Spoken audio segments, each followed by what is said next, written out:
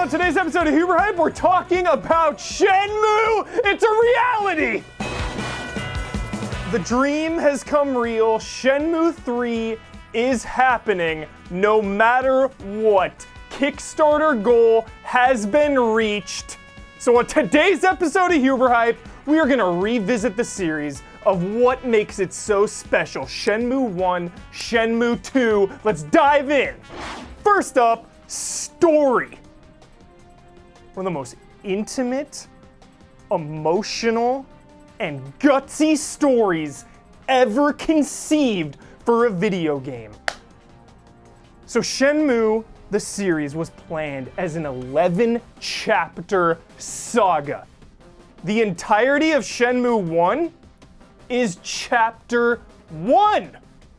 That gives everything just time to breathe and time to build. It lays the groundwork. You are Ryo Hazuki and you come home to see your father brutally murdered in front of you by a man named Lon D. Now, the craziest thing about this is how little you know about anything. You are following the breadcrumbs. Everything is revealed to you mysteriously and slowly. In fact, you don't know who the hell Lon D is. And he's the main villain of this game. That's the only time you see him.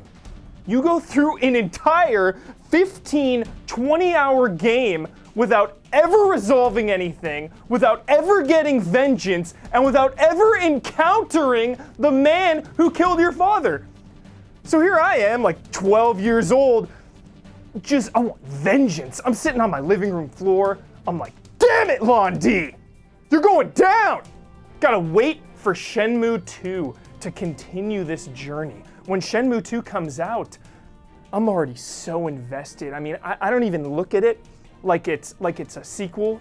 It's an extension. The entire saga is just Shenmue.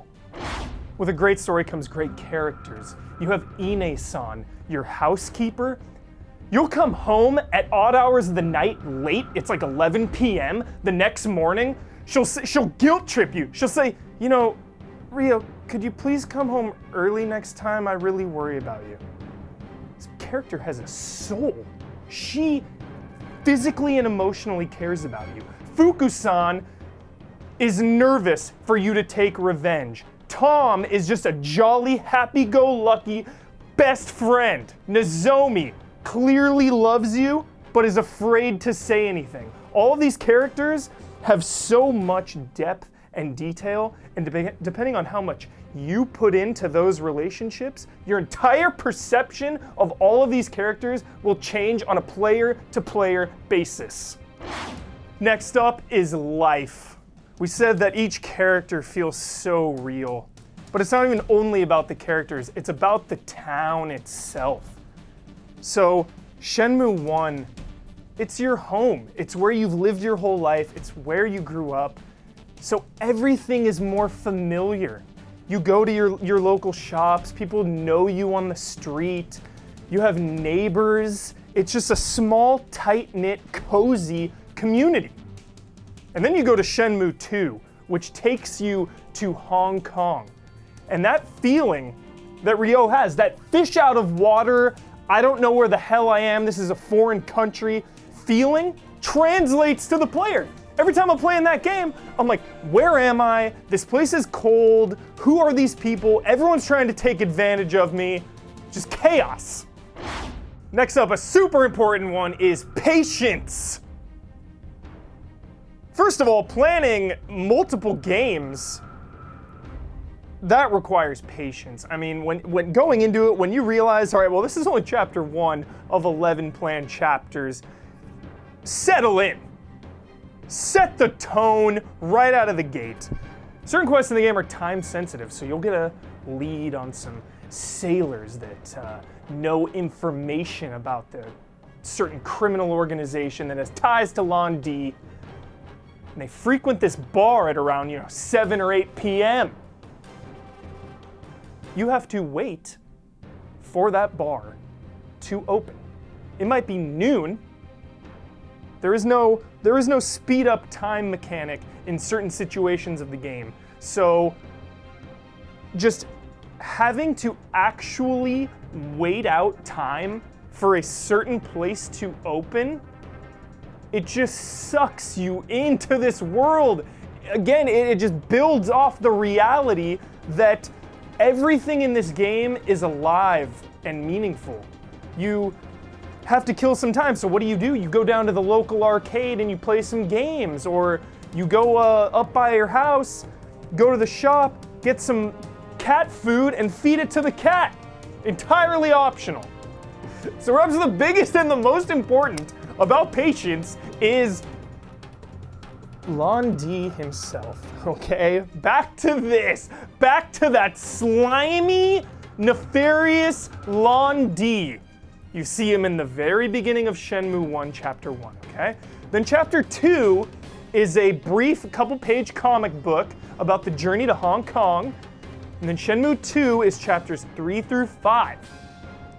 So here we are, nearly halfway through this saga, this grand saga. Once again, after another, 20, 30 hours, however long it may be, once again, Lon D slips through your fingers! Patience! You haven't even had an encounter with him yet. There has been no blows exchanged. And we're still waiting. Not much longer! So at a certain point, you realize, you gotta get to Hong Kong. That's where the Lon D is, the Chi Min, basically. There's this underground Akatsuki Chinese mafia. You have to get a plane ticket. You gotta get there. The plane ticket is so much money. You've been getting allowance. There's no way you're gonna be able to pay for this plane ticket. You try to borrow money. Fukusan gives you every cent he has. It's putting value on that. It's not enough. You gotta get a job. I mean, even if you're busting your ass on the docks as a cargo forklift driver, moving all the boxes you can, you're like freaking speed racer out there, moving all these boxes, getting the maximum amount of cash, it's still futile. I mean, there are some story details that eventually remedy that. But you're out on the docks for weeks. This is a huge portion of this game where you're just working. You're working to get to the next game. And that is gutsy storytelling, and it just further fuels my freaking hatred for Lon D, making me bust my ass at the docks.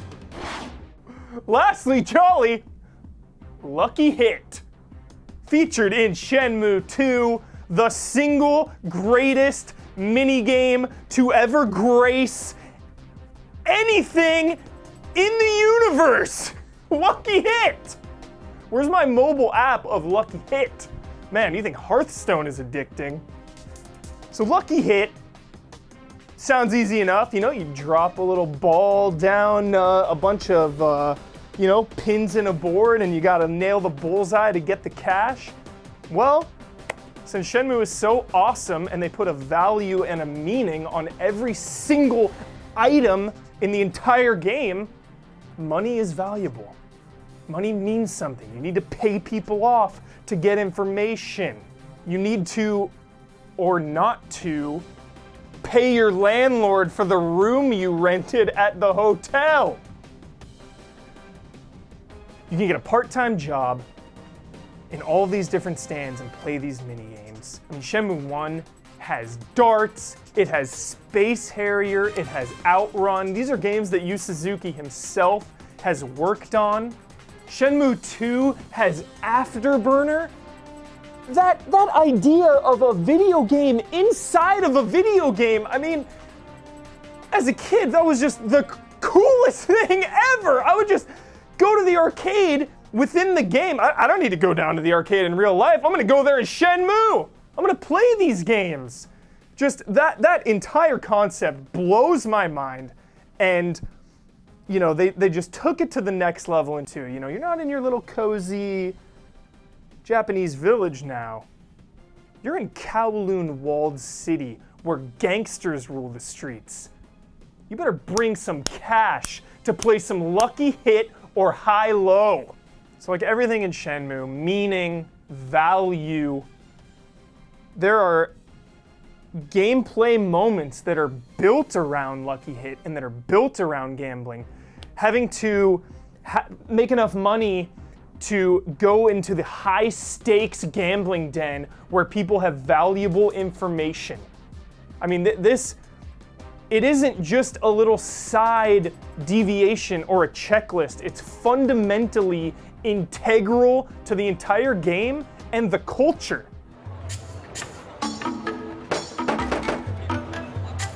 Too bad. Maybe you should go home. So that's it. Those are just some of the reasons that make Shenmue magical. It is something that I cannot even express through my hype. It is something that needs to be felt.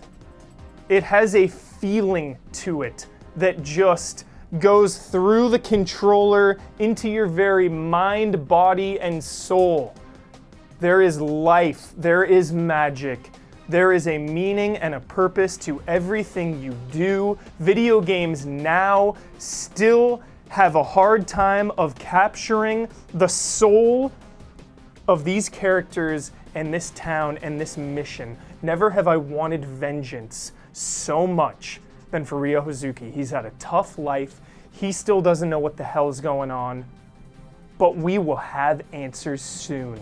Shenmue 3 is coming. It's been a 15-year-long road.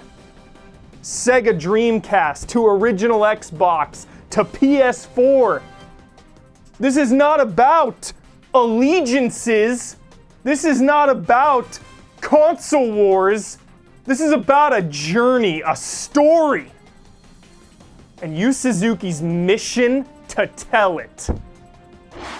So we had some time off because of the E3 of Dreams. And then I went on a little vacation to Chicago. First time I had been there. Beautiful city. But in the meantime, there were some comments about the E3 episode. Hal Cato says, LOL, kind of sums up how awesome this E3 was. We all forgot about Phantom Pain. Honestly. My number one anticipated of the year, the culmination of Big Boss's story, forgot all about it. Next up, Liquid Jordan. Huber, I was hoping for a special E3 2015 edition of Huber's Q. Come on, man. Stay tuned in about 45 seconds. Lastly, Maestro NL. Never give up hope. Half-Life 3 will happen next year then. Are you watching, Gabe Newell? Did you watch E3, Gabe Newell? That is how you do it. That is how you make people weep, you make people have hope, and you give people what they want. Coming up on GameTrailers.com this week, the conclusion to our Shenmue 2 streams. We have been streaming Shenmue 1 and Shenmue 2 in their entirety, bits and pieces, for weeks and months. Now, on Friday, July 10th, we are going to play until the very end of Shenmue 2 on GameTrailers Twitch page, starting at 5 p.m. It's going to be emotional. So that's it. I am at Michael P. Huber. Feel free to discuss or ask me anything regarding the Shenmue series. Lastly, the Kickstarter is running out of time. Support it, raise awareness. Shenmue 3 is a reality that which we are lived in. Dreams are real, hope is real, if you just believe.